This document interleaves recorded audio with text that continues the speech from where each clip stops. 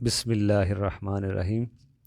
الحمدللہ رب العالمین والصلاة والسلام علی نبینا محمد وعلی آلہ وصحبہ اجمعین اما بعد۔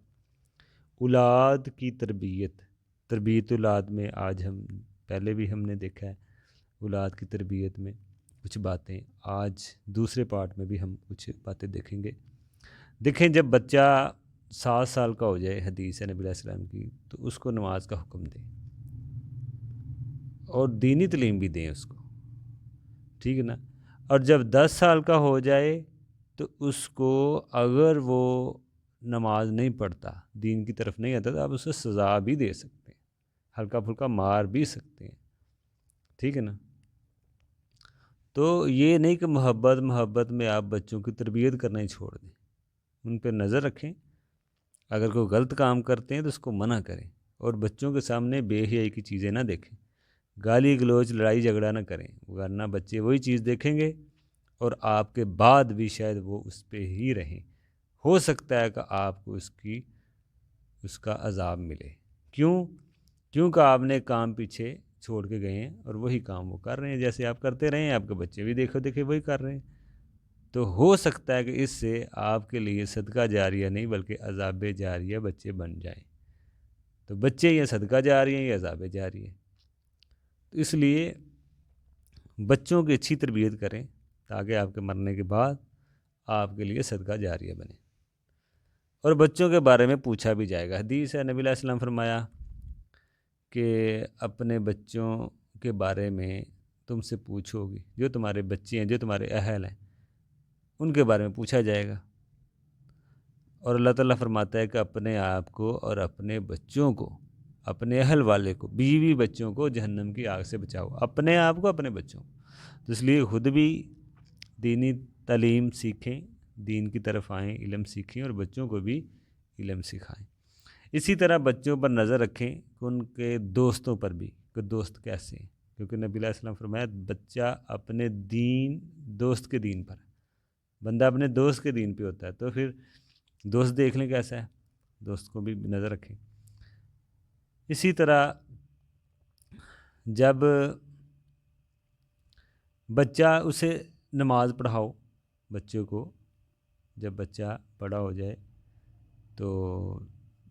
10 سال کا ہو جائے بچہ، تو پھر اسے نماز پڑھاؤ، ورنہ اگر نہ پڑھے تو اسے مارو بھی، بستر اس کا الگ کر دیں جب 10 سال کا ہو جائے۔ سب سے پہلی بات، بچوں کو توحید کی دعوت دیں، توحید اسے سکھائیں، بچوں کو پہلی جو اسے آپ نے تعلیم دینی ہے، یہ سب سے پہلی بات، عقیدہ ہے، توحید، یہ ضرور بتائیں۔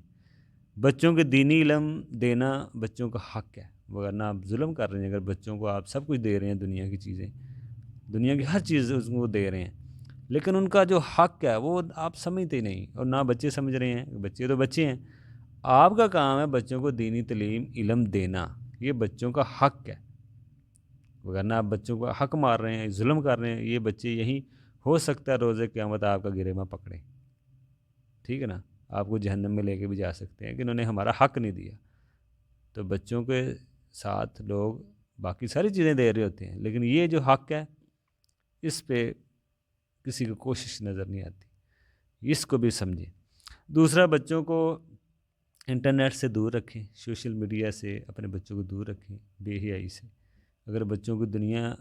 اگر سکھاؤ گے تو وہ دنیا داری بنیں گے، دینی علم دیں گے تو آخرت ان کی بنے گی۔ اور شیخ ابن باز کا قول مجھے یاد آیا، وہ کہتے ہیں اگر کسی نے ٹی وی اور ٹیلی ویژن پیچھے چھوڑ کے گئے جو ماں باپ اپنے پیچھے، ہو سکتا ہے کہ ان پہ جنت حرام ہو جائے، ماں باپ پہ، ٹھیک ہے نا۔ 10 سے لے کے 18 سال تک کی جو عمر ہے یہ بڑی خطرناک ہے، اس پہ خصوصی نظر رکھیں اپنے بچوں میں، تو کیونکہ بچوں کے بارے میں پوچھا جائے گا، آپ سے بچوں کے بارے میں پوچھ گچھ ہوگی، تو اس لیے اپنے پیچھے کوئی ایسا کام چھوڑ کے نہ جائیں جس سے بچے بگڑ جائیں اور آپ کے روز قیامت پکڑ ہو سکتی ہے، کیونکہ آپ کے بچوں کے بارے میں آپ سے پوچھا جائے گا۔ دوسری بات آپ یہ دیکھیں کہ جو آپ کے بچے ہیں، یہ بھی بڑی اہم بات ہے، آپ کے جو بچے ہیں یہ دیکھیں کہ یہ کن علماء سے پڑھ رہے ہیں، کہیں ان کا عقیدہ اور منہج ہی خراب تو نہیں ہے۔ ہو سکتا ہے بعض اہل علم، بعض جو علماء ہوتے ہیں ان کا عقیدہ ہی ٹھیک نہیں ہوتا، منہج ہی ٹھیک نہیں ہوتا، ٹھیک ہے نا، منہج ہی ان کا خراب ہوتا ہے، تو یہ چیز ضرور دیکھیں گا کہیں کچھ گمراہ قسم کے لوگ تو نہیں ہیں، کیونکہ بعض کا لوگ گمراہ بھی ہو جاتے ہیں، گمراہ قسم کے ملا کا ان کے ساتھ واسطہ پڑ کے۔ تو یہ ضرور دیکھیں، دین انسان کا بڑی قیمتی چیز ہے، دین جن سے آخرت بنتی ہے، تو آپ یہ سوچ لیں کہ آپ کس سے لے رہے ہیں، کیا ان کا منہج ہے، کسی مسلک کا، کسی امام کا، کسی شخصیت کے پابند تو نہیں ہے وہ علماء جن سے وہ سیکھ رہا ہے۔ یہ چیزیں بچوں کی نظر رکھیں بچوں پہ،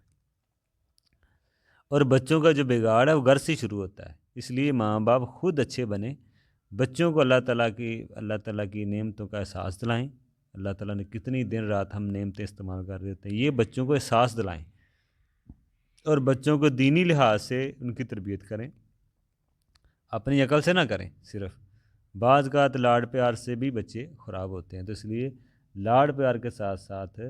بچوں کی تربیت کا بھی خیال رکھیں۔